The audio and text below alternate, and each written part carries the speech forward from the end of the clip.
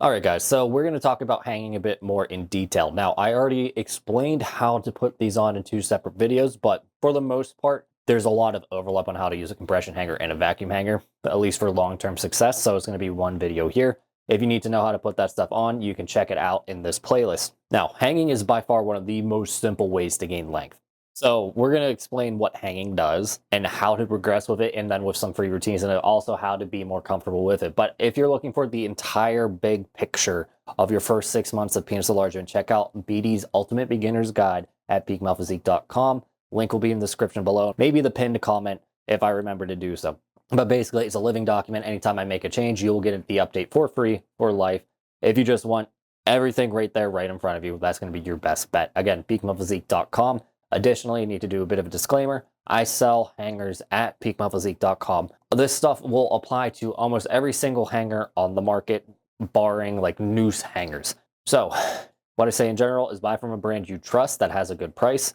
And I think Peak Physique does a very good job of doing both. But anyway, back to the actual video. Hanging is by far one of the most simple ways to gain length.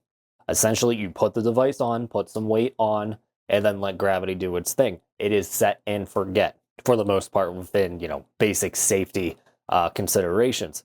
It is also very easy to progressively overload, which is a bit overrated. We can talk a bit more about that later on. The only real problem with hanging that I can think of is that it can lead to some lower back issues because you're slumping over in your office chair. And it might require some modifications to furniture to make it obscenely comfortable, and it's not as mobile as, say, as an extender. But for the most part, when we're talking about from price to performance, hangers are going to be your best bet, because like you can literally gain about an inch in length in a year. That's what I've done with a hanger for about $30 total. You could probably even do it for less if you're a bit more DIY inclined, but in general, it is going to be the best bang for your buck penis enlargement gear, period. How hangers work.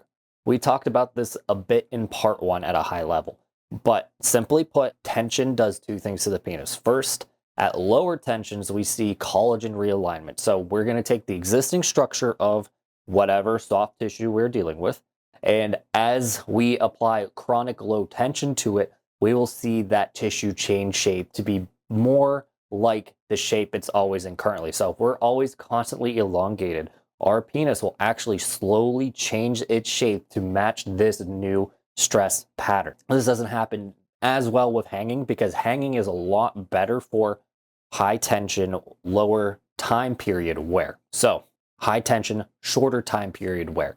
This is what's going to cause collagen fatigue, which then causes the stem cells to produce more collagen, as well as a bit of this collagen realignment that we talked about, just to open up space for the new collagen production. But in general, the main thing that hanging excels at is producing new tissue. Now, this is all going to be weight dependent, so lower intensity hanging is definitely possible. It's just a bit more of a pain in the ass than, say, like a lower tension extender. If you like work at home, it'd be pretty easy to just hang 8 ounces off your dick for 6 hours and then do like a normal working session along with it at about 5 pounds for about an hour.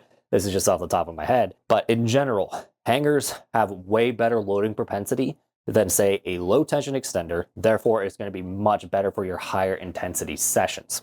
Additionally, vacuum hanger is going to be a little bit better for these lower intensity sessions. So like your retention, as I call it, just because you don't have to take the device off nearly as often. But like, it's not like you can't gain off a compression hanger. I do sell them for a reason, but we'll touch more a bit on the key differences here in a minute. Hangers are essentially just the automated form of manual stretches. It makes gaining length much easier long term, as you can multitask. Like, I have spent so many hours doing something else and hanging at the same time. It is honestly a lifesaver for PE, in my opinion. Tension is tension. Your body doesn't really care how it's being elongated, as long as there's tension applied, leading to tissue fatigue and that chronic fatigue that we need to see gains and realignment. It happens. So if we can make it as easy as possible physically for you, so like with a device, it's going to be much easier long-term to see long-term success with PE. Now, knowing how to put on these devices is pretty important to make sure you're not going to injure yourself and you're actually applying adequate force to the tissues. So please check out the 2 videos that I made already on how to put on a vacuum hanger and how to put on a compression hanger. Hopefully remember to put up the cards here, and hopefully my editor picked up on that cue. I'm really bad at this YouTube stuff, so I'm just going to add this in post. If you like the content, like it. If you like everything that I do, subscribe to get more of it. Liking points me in the right direction to cater my content better for you guys. Subscribing just makes me feel nice on the inside. So do me a solid, do those two things if you feel necessary, and let's get back to the video.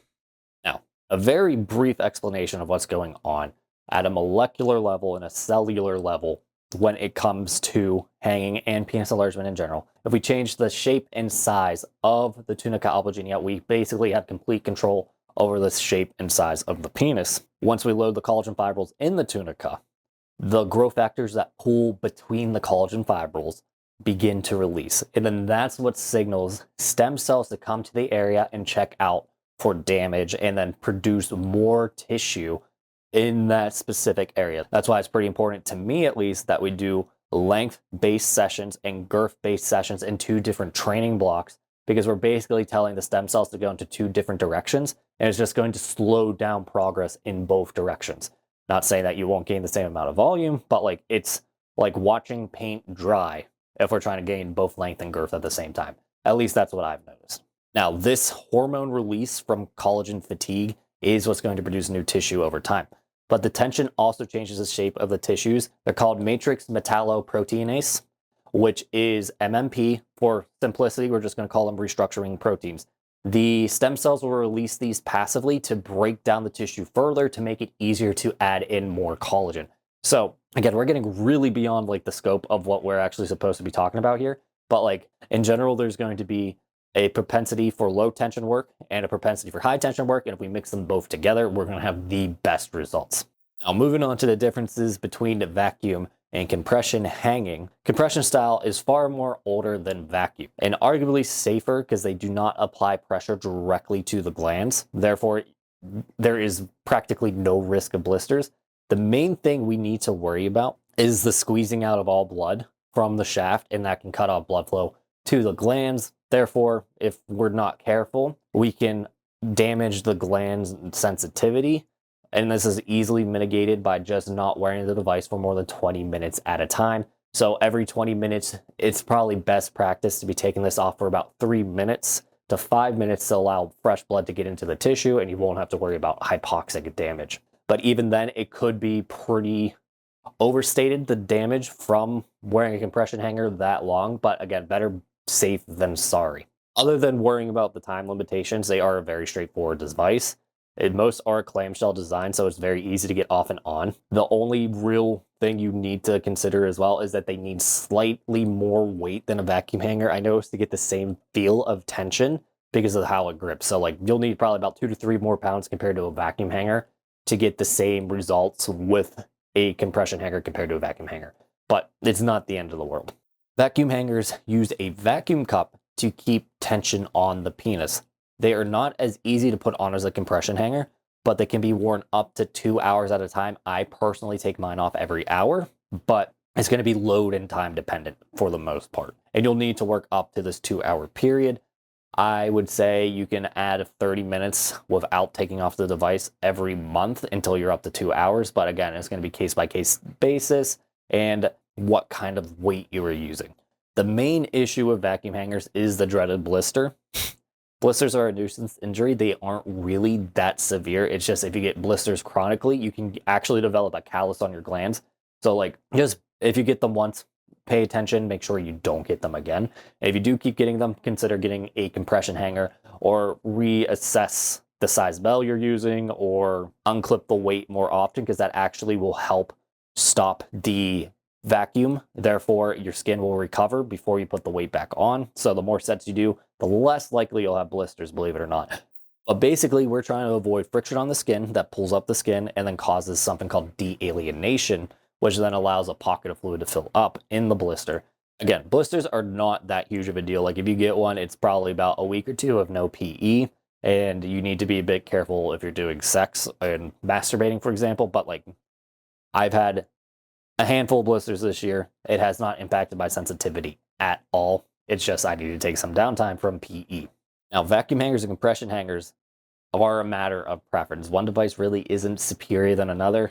A lot of people like to deal with absolutes, but in general, you can gain with both pretty easily. It's just a matter of how sensitive your skin is and how much you want to take the device off. Like if you can handle taking the device off every 20 minutes, compression hangers are going to be a safer bet. Some people are going to much prefer that over the risk of blisters. So whatever you're comfortable with, you can work with it. Just remember, you're probably going to need just a little bit more weight of a compression hanger compared to a vacuum hanger. That's the main difference.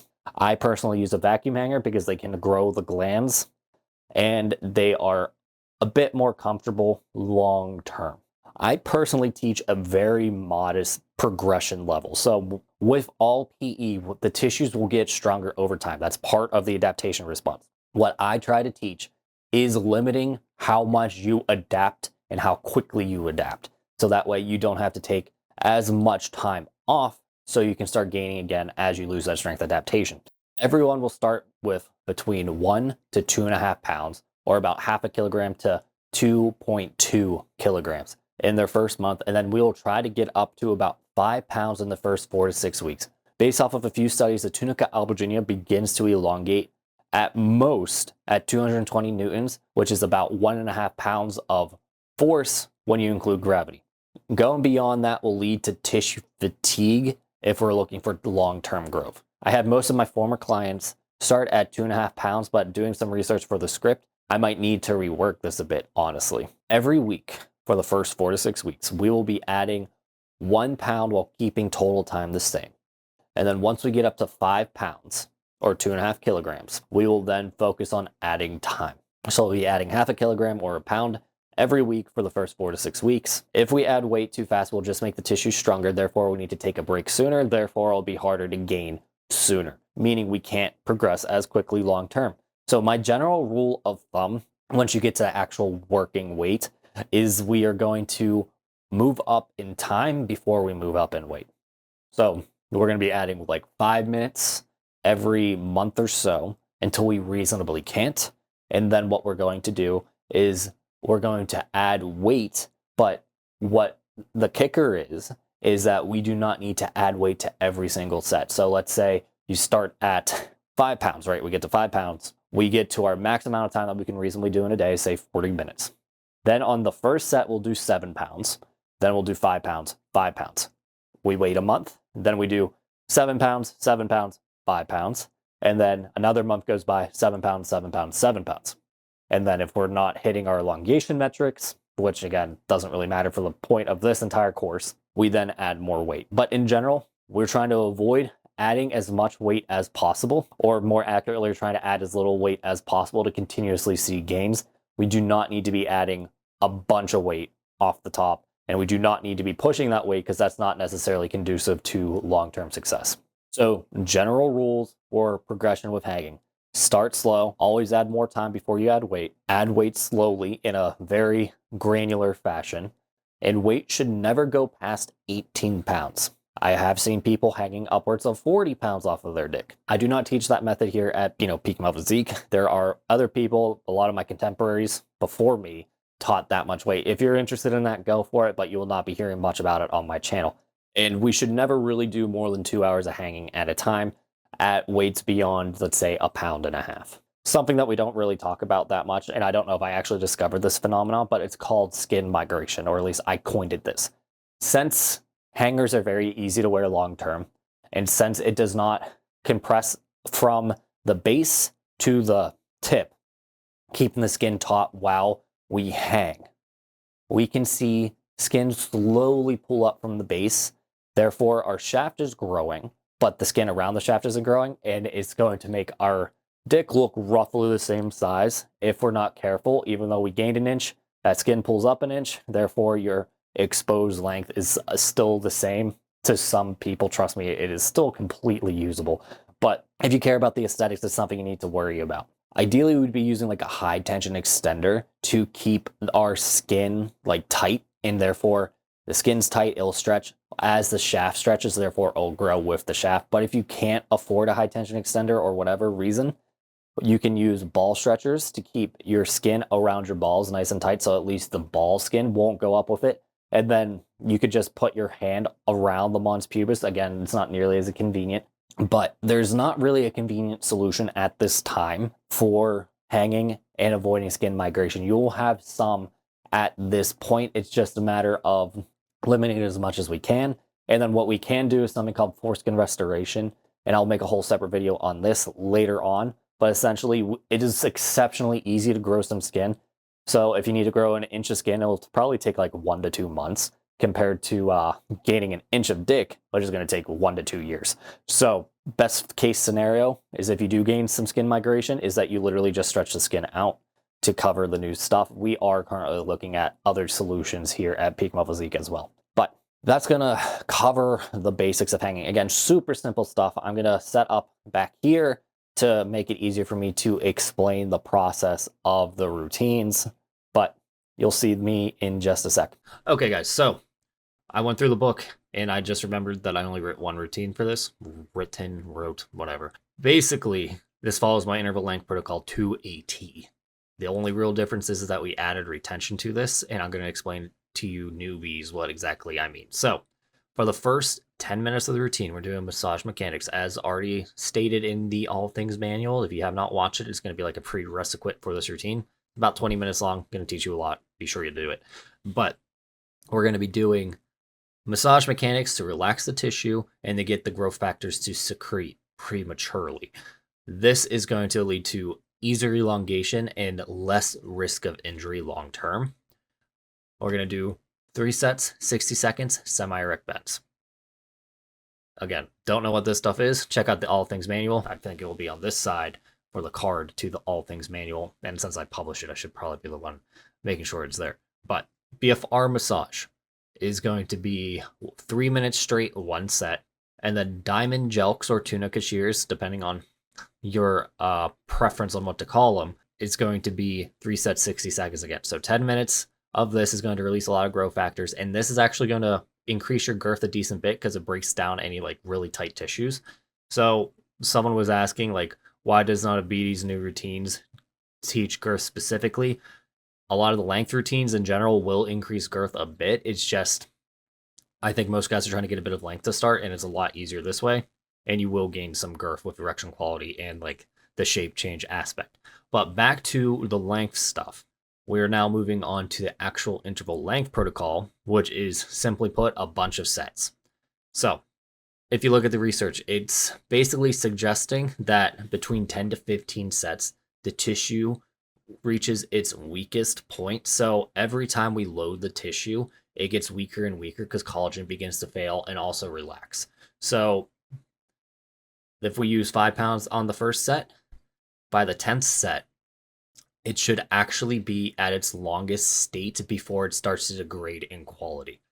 So we're going to be doing about 10 sets, 60 seconds to get to that point where we'll actually start fatiguing the tissues.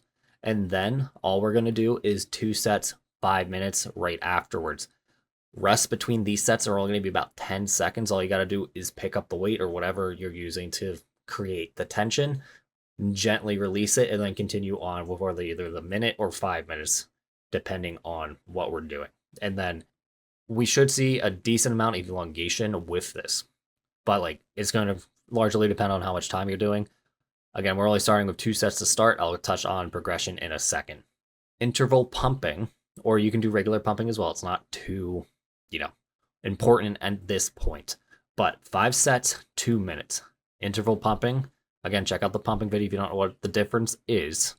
The idea is that we can grow the casing of the sausage with the length stuff, but sometimes the meat inside the casing doesn't always grow as fast. So if we supplement a little bit of girth work, we can build a lot more blood holding tissue at the same time where we're building length work, and therefore we're growing our erect penis rather than our stretched flaccid penis.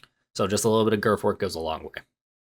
That's the actual routine, like the actual growth part of the routine. I would say that you can do the pumping at any point after your length work. It doesn't have to be right afterwards, but as long as you get it done, it doesn't really matter. Now, throughout the day, I have pulse stretches prescribed because most people are going to be able to do this easily. So every time you go to the bathroom, stretch your dick 10 sets, 10 seconds. It's going to take you 1 to 2 minutes, right? is going to be happening about every 2 to 4 hours. This is just to agitate the tissue in its new shape. So that way, the more often you're elongated, the more often the stem cells are agitated, the more likely you are going to be taking this new shape. Then what you could also do is get an all-day stretcher. Now, I don't necessarily recommend using this on month 1 because we're doing a lot of work to begin with, but we will start with 2 hours and they can wear it up to 6 hours as you progress. The important thing is to not do more than 1 pound of tension. Basically, if it impedes your ability to walk, it's too much tension. As for frequency, before all this, I was teaching about 4 to 6 days a week. For your newbies, you're going to be wanting to do about 6 days a week. And as we add more time to our sets, we're going to probably want to walk that back a bit, but then do a lot more retention stuff on our off days. So PE really shouldn't have off days. Like we're talking like 6 days a week. And then even on the days that you don't really do anything, you do a bit of light stretching or the all day stretcher to keep that tissue elongated so it doesn't revert back to its older shape. That's going to be like the most sticky part of it, is getting that shape change. The hardest part of it is going to get that shape change optimally. You can build new tissue very easily. It's more so getting that new tissue to align properly is the hard part, it seems. But back to this, 5 to 6 days a week for the actual training session. And then the pulse stretches or the all-day stretcher every day for frequency. Then with weight progression, we're going to work up to 5 pounds pretty fast. So we're going to do 1 pound every 1 to 2 weeks until we get to 5 pounds. And then every 3 to 4 weeks after that, we're going to be adding 1 5-minute set following. So month 1 and 2, you'll probably be doing 2 sets still. Month 3, we're going to be doing 3 sets. Month 4, 4 sets. Month 5, 5 sets. And then month 6, 6 sets, right? And then that's where it's going to be a little bit difficult for some of you guys to actually do that much PE just because your time constraints. So then that's when we'll slowly start adding weight. We already described how we want to add weight. So let's say we are at 5 pounds. We're going to add in 7 pounds. So we can do the pyramid style, which is 5, 7, 5. Wait a month, come back to 5, 7, 7. And then we do another month. We then do 7, 7, 7. And that's our new weight. We start at 7. This is only if you're not seeing gains or you're seeing elongation, but that's going to be a bit out of the scope of the Ultimate Beginner's Guide. I don't want to throw too many numbers at you as you learn PE. But again, there's only one routine for this. Doesn't really matter. Main thing you got to worry about if you're using a compression hanger is making sure that you take a break every 20 minutes. Best idea is like, let's say you're doing a 30-minute split, like in like month 4 of this progression, you're going to be wanting to do 15 minutes with the male hanger, take it off, 15 minutes, take it off. Just make it kind of even around itself. I mean, obviously you can do 20 minutes and then 5 minutes, but it just seems like a bit more of a hassle to only put it back on for 5 minutes. Feel like you have better adherence if you split it down the middle. But that wraps it up for this one. I gotta do some burps, but I probably have to go over clamping. I'm gonna have to think of a few of the pitfalls, how to tell if you're overworking, and a few other things in the series. So I'm not officially done with this yet, but this is probably about 90% of the book as is. So congratulations if you're a holdout and did not buy the book. That's kind of the purpose of this, is to make sure that there's an easy to follow, free to use routines. The book just lays it out much better than a video format could when it comes to talking about the routines and such. But, you know, I didn't want to like limit information. Just, you guys get the idea by now, right? But I will see you in the next one.